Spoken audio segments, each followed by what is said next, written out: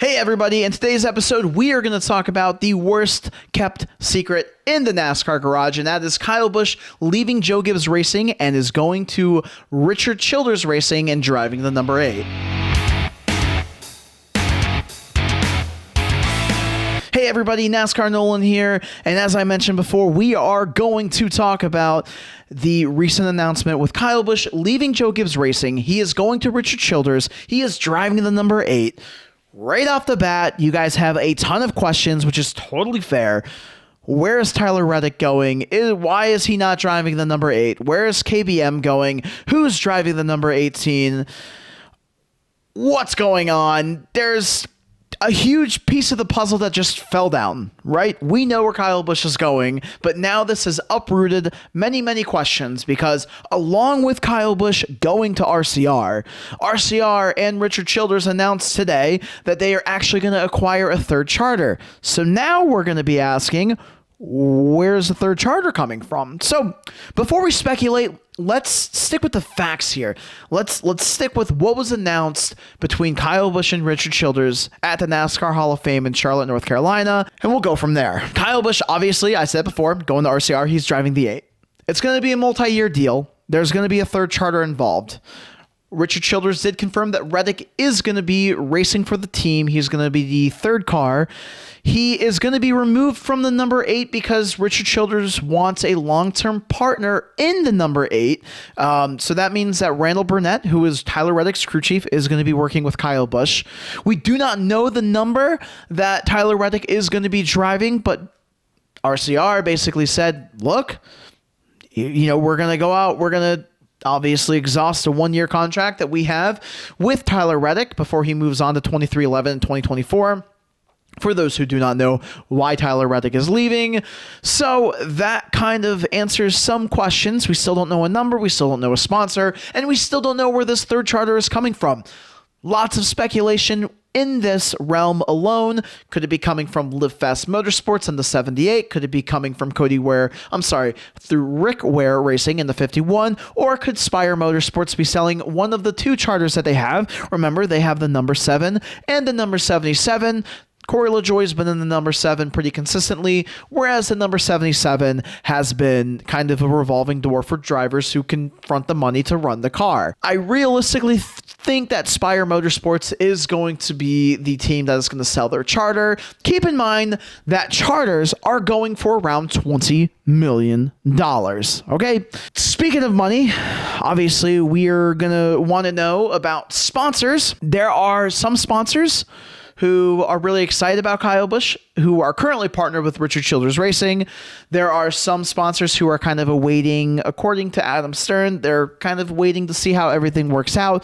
With this announcement, Richard Childers and Kyle Busch, they both announced that, hey, we're gonna talk about sponsors later on. We're just basically locking in that Kyle Busch is driving the number 8.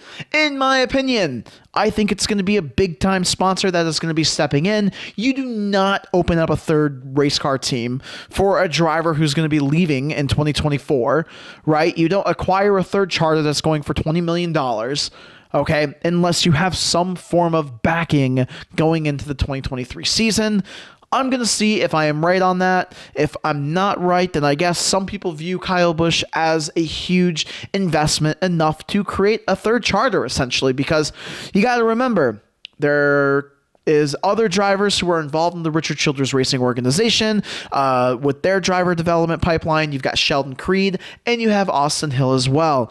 Those are just things to keep in mind, but yes, there's going to be a third charter, according to Richard Childers himself. This morning, a couple more questions that a lot of people are wondering. Where is Kyle Busch Motorsports going, essentially? Are they going to be running the trucks?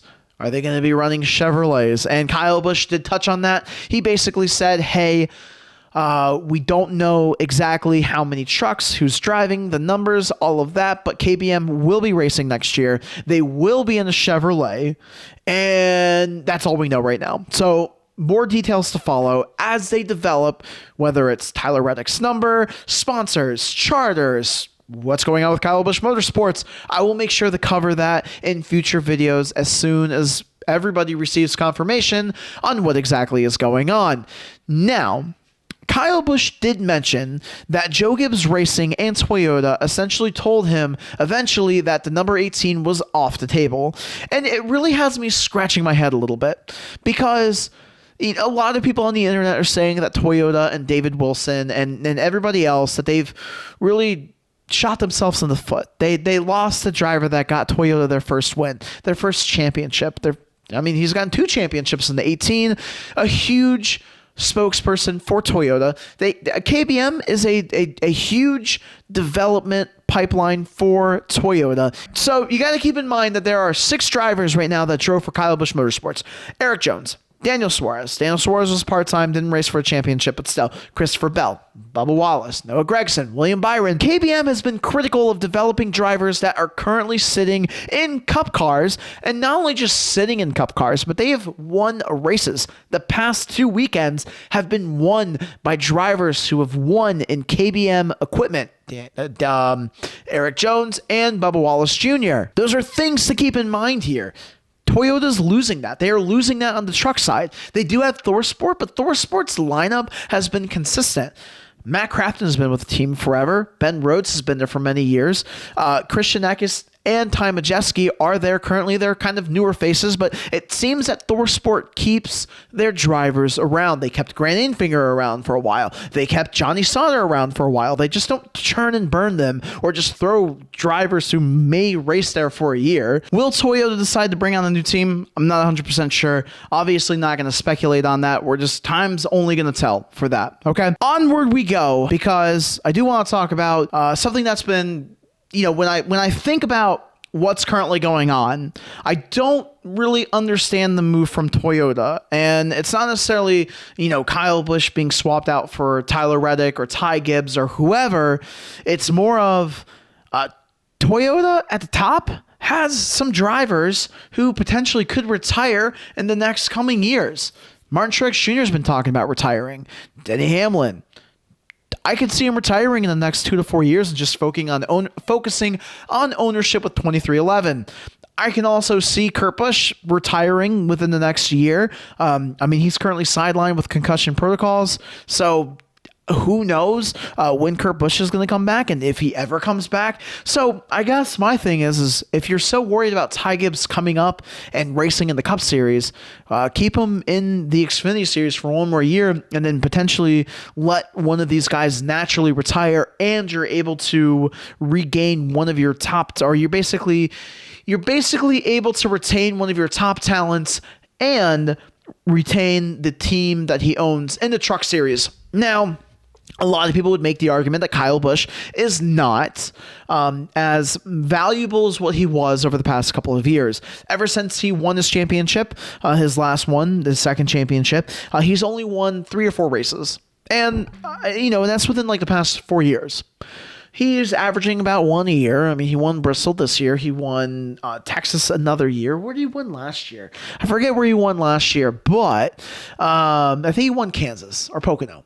Something like that. I don't know exactly where off the top of my head. I'll be 100% honest with you. But regardless, he's averaging 1 race a win. So is that worthy of paying him the top salary in the NASCAR Cup Series, where you've got guys like Chase Elliott and Denny Hamlin winning multiple races and Kyle is only doing it 1, right? He's only winning 1 race.